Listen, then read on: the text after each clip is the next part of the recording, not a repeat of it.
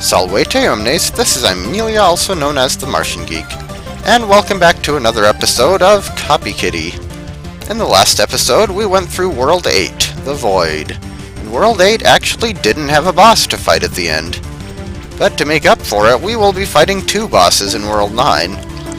And in case you're wondering why I know in advance that we're fighting two bosses, well, guess who forgot to check their microphone settings? Yeah, I played through the entirety of World 9 before realizing that my recorder was actually not set to pick up microphone audio. That sucks. And normally, most of the time, I would just re-record it, just trash the footage and do it over again. But this one took me 40 minutes to get through and ended in the most annoying boss battle in the game for me.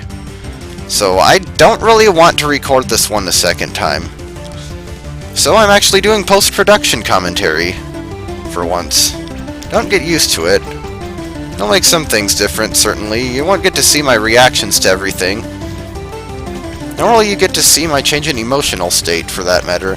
It's kind of a shame on this one, because in my original commentary I actually started out fairly cheery, but by the end I was pretty much screaming at the screen, so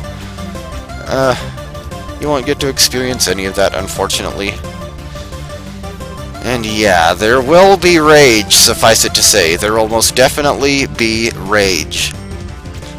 But I guess we shouldn't worry too much about that, because we'll cross that bridge when we come to it. For now, let's actually just have some fun with the earlier levels of World 9. World 9 has a bit of a castle theme to it, at least as much as any world in Knightkitty ever has a theme. And you can see from the names, in shining armor, Dragon Slayer, Slay the Dragon. So, what are we facing in 9-1? Mission 9-1, in shining armor. We have no weapon, of course, and we have boss music. And this is actually the only boss so far that hasn't been composed of a bunch of smaller enemies that morph together. This is Exchikkalibur. Yes, the puns. Oh, the puns. An interesting thing about this boss is it actually has these weapons that you have to destroy before attacking it. Because Exchikalibur itself is completely immune to the Boki Buster, or Boki Beam, I mean. And if you destroy the weapons, you can actually take the weapons. But if you destroy one weapon, it will immediately pull out another one that's stronger. Like, we just got the lance, but now it has a sword. And the lance actually can attack Exchikalibur directly. Grab the sword and it pulls out a bow. And now we have Regal Sword and Regal Legion, or Royal whatever. And now we have a sword, a lance, and a bow.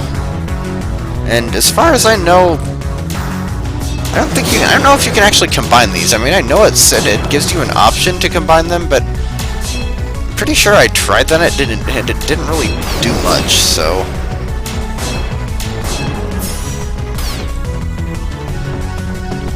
And then it pulled out an axe.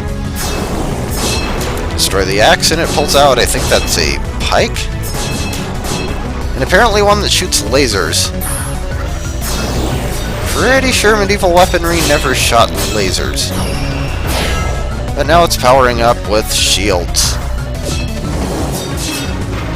Well, that's a bit obnoxious, isn't it? Because it guards against your attacks. I believe you still can destroy the weapons. But now it's kind of like fighting a Sniper Joe or shield attacker or something like that.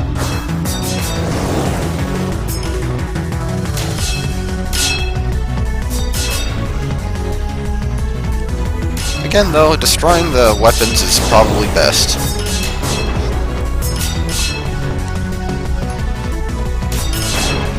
It's a battle of knights. Oh yeah, and if you destroy the weapons at this point, it actually drops health power-ups, which is really nice in a boss battle. Our knightly duel, or not exactly two knights, more like an oversized construct robot thing in knightly armor and an alien cat girl in a virtual reality world. Well, technically we're both in a virtual reality world, but whatever.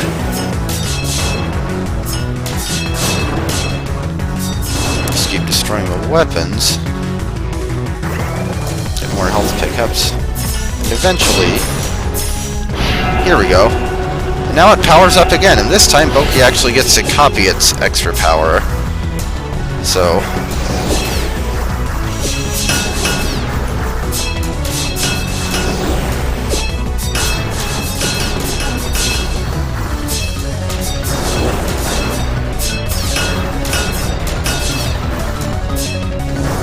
Oh, I am just getting hit all over the place here.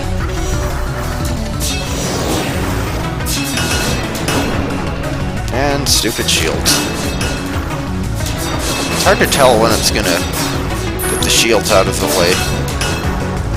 But if you can hit it correctly...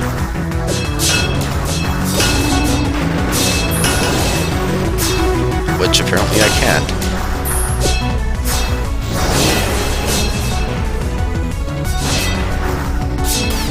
And the shields are gone, so now critical damage time. Let's take care of the rest of that health meter for you. And hey, 3471 damage. That is actually my user ID number on SMW Central. So yeah, I almost died, but at least I only almost died. And Exchikkalibur is down. That was actually a relatively fun boss fight. But mysterious message, so even the Exchikkalibur was no match for you. Perhaps I will get the privilege of challenging you after all, Boki Lemira. Where the heck did that voice come from? Trust me, you don't really want to know. Because that we will find out in the last level of World 9. And now it's time for Dragon's Lair. Level full of lava. And lightning shooting enemies. And a health pickup that I did not need. And apparently you can set lightning on fire. Who knew? But guess what's returning? It's the tank from 5, I think it was? Well, one of the World 5 levels at any rate. And I am apparently not very good at fighting it. Sadly, this level is really too small and too cramped to take much advantage of the tank once you get to climb into it, but still though.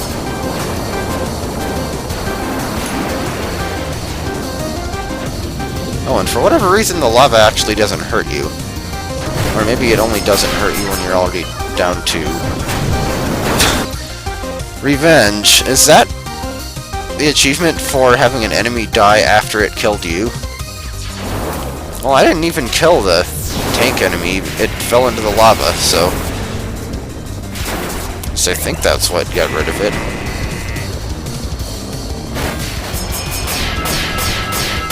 Ow, ow, ow. Multi-hit damage. Come on, back into the lava again so I can get in.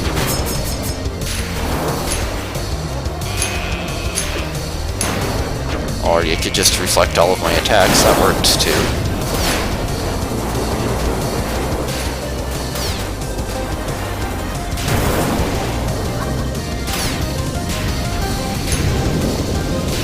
Yeah, this is one of those levels that really shouldn't be that hard, right? That I think I was kind of making more difficult than it really needed to be.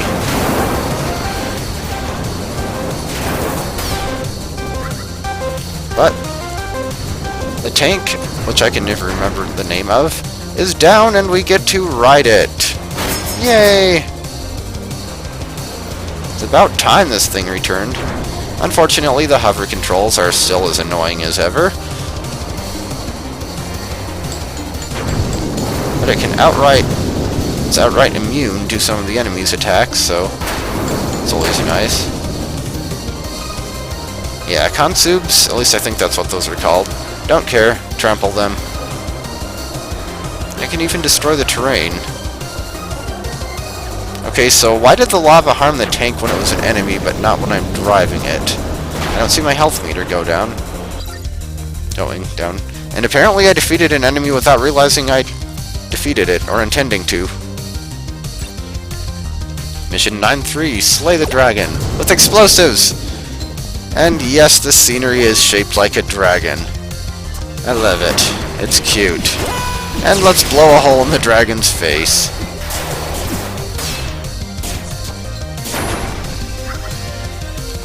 Continuous Buster. Yeah, compounds with combo weapons with explode are always fun. Especially like exploding quick, or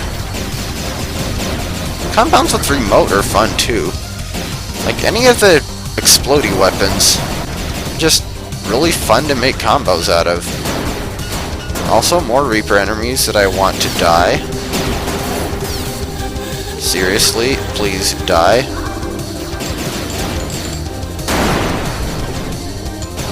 But we destroyed the dragon's heart, and that completed the level, so we don't need to worry too much. 9-4, Castle Moat. You're drawing ever nearer, but will you make it alive past the outer walls of this fortress? Look, whoever you are, just because I'm a cat doesn't mean I'm gonna be stalked by a little water. Made a choice of remote or split for this one. That was a good question. Is the Kiterra home planet a very wet one? I mean, I recall hearing that the species lived in caves, but this is kind of a weird one. I actually didn't remember much about this level.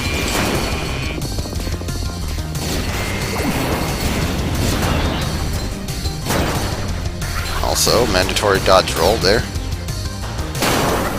See, I started out this game using a controller, but now I'm not because since having my keyboard broken, I don't have enough USB ports to spare for my controller adapter. So yeah, I don't have an easy access dodge roll button. All I do have is a whip, and I shall whip the enemy's butts with it. So let us make, like, I don't know, Indiana Jones or somebody. Also, stop whipping the platform past me. The platform enemy is completely immune to the whip, and probably all attacks.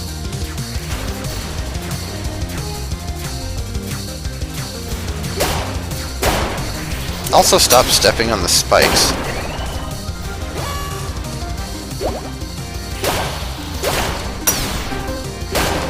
Just one more thing to destroy, but let's see what's in the purple thing. Tornado, which we don't really need. 9-5, enter the stronghold. And we only really get explode. And now we get more explode. Also, what's that beeping noise? I do not trust that beeping noise.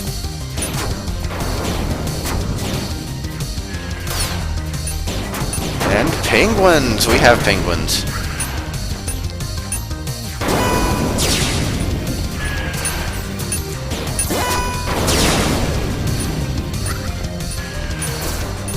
Seriously, penguins and explosives.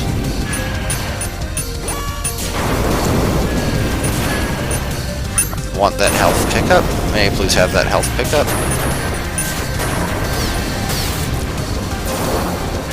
You know something? I wish I had eggnog right now. I'm not sure why, but I just wish I had eggnog.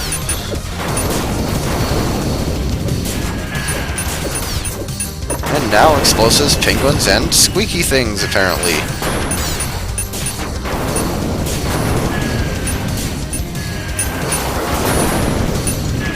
And keys.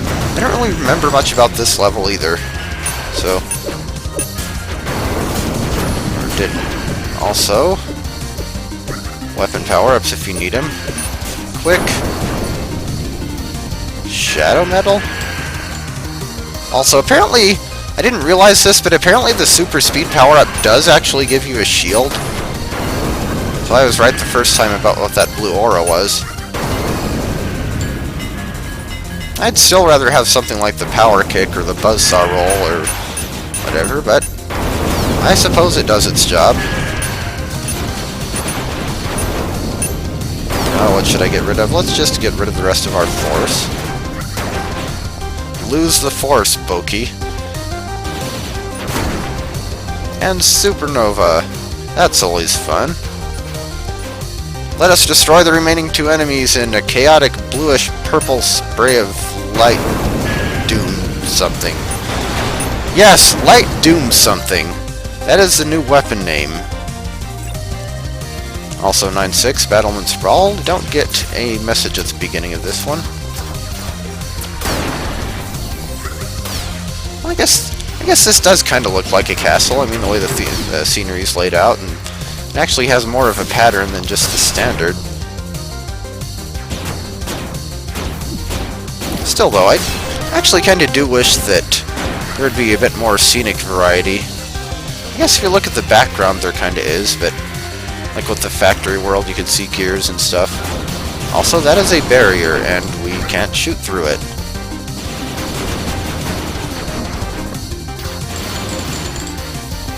Oh, blade. Quick, lightning, bad combination. Reflector blade, though, I wonder if that acts like the mirror power-up, where you can actually send enemies' projectiles back at them. Yeah, well, I guess I won't get to find out. And not gonna crash my current weapons or the gear. Pixie Swarm. Also more Supernova of Doom.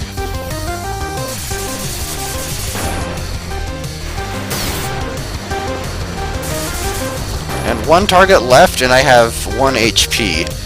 Let's not screw this up. And we didn't. So let's move on to 9-7, Emperor's Chamber. And we'll go with Force. You know, I swear they nerfed lightning or something in one of the more recent versions of Knightkitty, because I remember that weapon being a lot more useful in one of the earlier versions. Or maybe I just liked it more then, and it was some sort of a placebo effect. But in any case, spoilers, I don't actually make it past the level on this try. So I don't really have much to say about this one right now. Though if you're curious, since the last episode, if I got Super Smash Bros. For Wii U, or Pokemon Omega Ruby or Alpha Sapphire, or even Persona Q, well, unfortunately, I did not. I don't really have anyone around to play Smash Bros. With most of the time, and don't really play it that often anyway. Nor do I really play Pokemon that much, and I still have yet to play any of the Persona games. Oh yeah, and most importantly, I'm freaking broke. Like, donate plasma to pay for the family Christmas presents broke. Oh yeah, and I'm almost dead, too. In the game, not in real life, fortunately. And bye-bye Boki.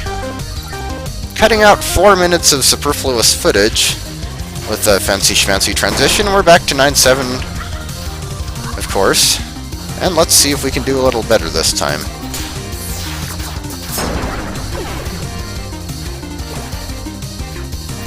More super speed power-ups. I never really liked going like extra fast in video games. I think I might have mentioned that before, but I had the same problem with Sonic games, and oh, that is not a good sound effect. That is a threatening sound effect indeed. Oh yes, very threatening. Ouch.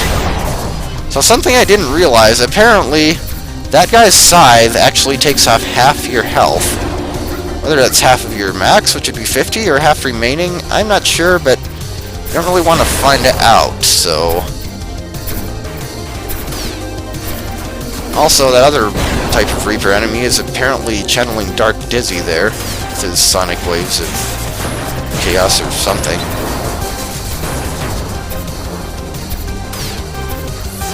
Yeah, this level gets chaotic, but I suppose they pretty much all do. Come on, Boki. You're almost out of health, you realize. But actually, the Harvester enemy dropped a weapon. Yes, you can actually copy that giant scythe. And apparently, if you use that on an enemy, it will actually drain half of the enemy's health. And in fact, restore that many HP to Boki. So, I didn't really know that at the time, But if I had, I probably would have made more of an effort to defeat those guys and grab their weapons, because that is a pretty useful, nice weapon. And it would have given me more incentive to take out those guys early. Take out the harvesters and maybe use their weapon against the other type of Reaper enemy.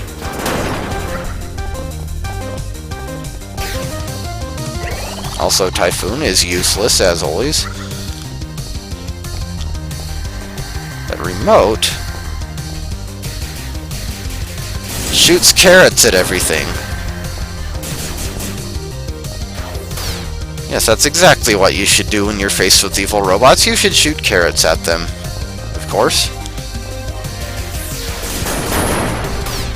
I'm not actually sure which combinations of remote and other things change the look of the weapon to be shaped like a carrot, and which ones have it kept as a star. I might have to look into that. But there's the last enemy defeated. Indeed, even our finest troops fall in your wake. Nothing stands between you and I now. 'Tis time for me to draw my blade. Oh boy, here we go. Mission 9-8, Showdown, we get no weapon. It is a boss battle.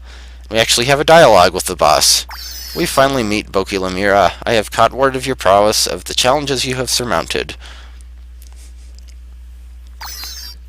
Now I wish to see if you live up to those words. This is Arikan, or Arikan? Arikan? Come and face me sword to sword. I will give you a battle you won't forget. Oh, I won't forget it, alright. And believe me, that is not a compliment. I'm not looking forward to this one. Why do you idle? Do you feel unprepared? He says. Apparently Arikan thinks we're being a little slow on the uptake. Maybe I had a little more to say, maybe I wanted to delay this as long as possible, but anyway, we are fighting Arikan, however you pronounce his name. He tries to go for the whole noble samurai motif, but he actually ends up being more like Quickman's flamboyantly gay cousin who plays too much Street Fighter. And as flashy and climactic as this fight is, it is one of my least favorite boss battles in video games. Yeah, this jerk is right up there with Wily Machine number 7, Perfect King, Yukari and Megamari, Giant Dreamy Bowser, the Fawful Express, and other monstrosities like those as being a boss I just utterly hate fighting. For a couple of reasons, or several reasons. First of all, we have a sword. Remember how I felt about the blade weapons? Well, not all of your attacks are melee oriented, there is at least one that's ranged, but you can tell it's clearly heavier on the melee attacks here, this astral weapon of ours. And second of all, speaking of the weapon, it has completely different controls from everything else in the game before this. Like, before, you could press one shoot button to shoot one weapon at a time, or you could press another shoot button to shoot a combination weapon. Here, we have apparently 5 different combinations of buttons that do different things in different contexts, and making it a little bit like a fighting game, I guess. Point is, I had no time to get used to this before this. Oh yeah, and of course Arikan has to power up, and now he can shoot these, or make these vortex things. Also, you might notice, most of the other bosses in this game were fairly large, and generally not very quick. Oh well, Arikan is only slightly bigger than Boki, and he moves like a flea on crack. Needless to say, he is very hard to hit and quite hard to dodge as well because of that. This is basically a reaction battle, and I hate reaction battles. So yeah, sorry, but I do not find Arikan's battle fun at all. You have much to learn. Return when you can put up a fight. Well, screw you too, good sir! Interestingly, if you try to get some early damage on him with the Boki beam, he asks if you wish to fight him with your bare hands, and says he'll make you pay for your insolence and all. Also chipmunking this part because this took a while. It took me 15 minutes just to get past this stupid guy. So, since my editor actually does not support speeding up the audio to more than about twice what it normally was, I have replaced the, well, silent audio here with a pretty interesting nice 8-bit chiptune remix of the main boss theme. This is actually part of the boss theme in the soundtrack.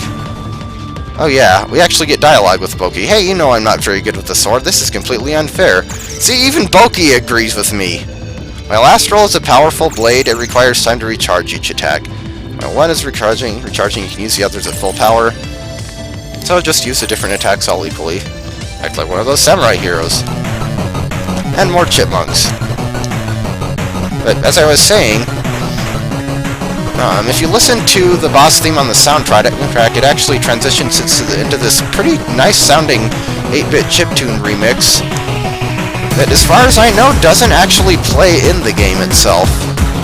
I'm pretty sure I've had boss battles that lasted that long and it didn't get to that point. So, yeah, Arikan does not even get the dignity of having his own boss theme play during the chipmunk sequence. And besides, I like the regular one better anyway, so just sit here and watch me fail repeatedly. Oh yeah, in this section it has like some 8-bit instruments and some techno instruments, whatever you want to call them.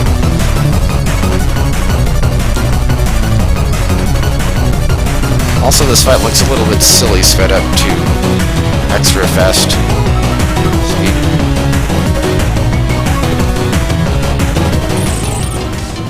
This guy is seriously overpowered. How am I supposed to deal with this?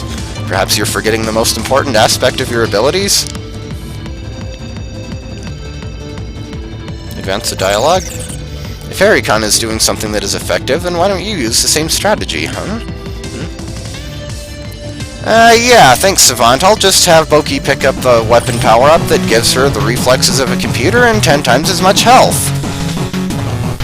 Though, to be fair, I did not realize that you could actually make your own version of those vortexes that Arikan spawns in the second half of the battle.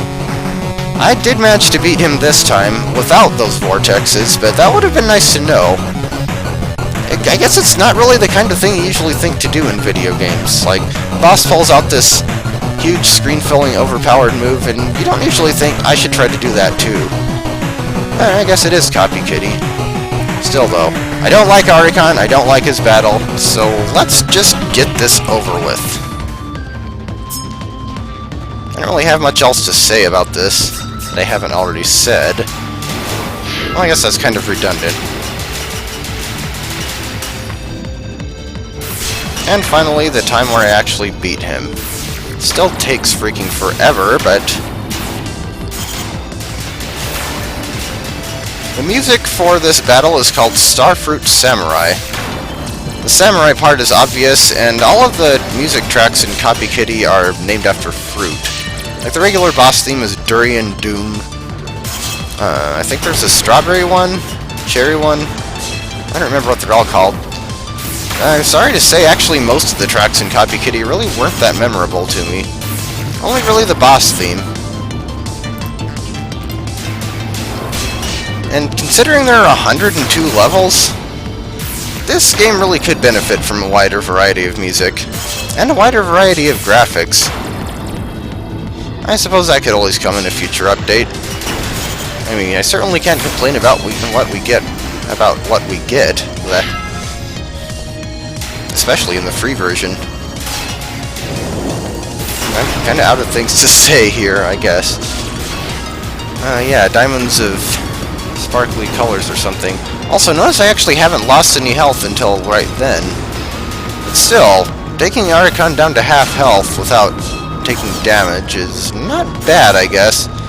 I do get somewhat better at the fight. Maybe I just get better at spamming as many attacks in as short of a time as possible. But I don't know. Also, we only have one weapon. I guess technically we have multiple attacks, but isn't kind of the whole point of Copy-Kitty to copy and combine weapons? We're not combining anything here. We're just stuck with one weapon for the whole battle.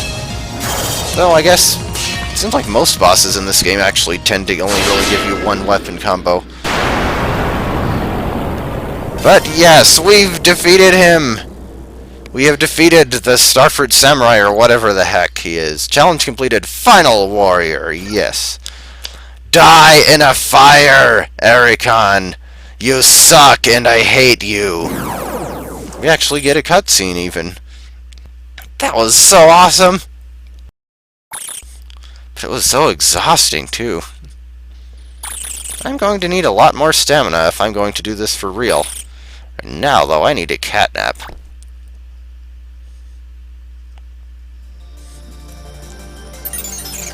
Just as I calculated. The ability to disassemble and replicate any power she comes across. It is one of my own power's many applications already, but even I can't do it at nearly the efficiency or elegance that she can. A skill with hers could perhaps even be instrumental in saving Zoinkayla.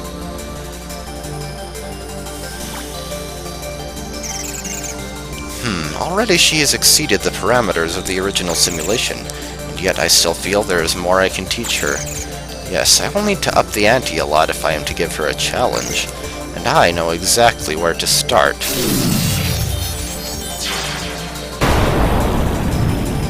I hope you're ready for this, Boki. Oh, that looks threatening. And we still have 2 more worlds to go, so I have a feeling we're going to be facing some pretty tough stuff. And World 10 has 14 levels, too. Yeah, that one's definitely going to be at least 2 episodes. World 12, and then we have the extra world with 6 stages. But we'll worry about those next time. This was an interesting episode, in good and bad ways. But we're done with World 9, and next time we will be moving on to World 10, obviously. Because basic arithmetic would dictate that 10 comes after 9. So I will see you next time.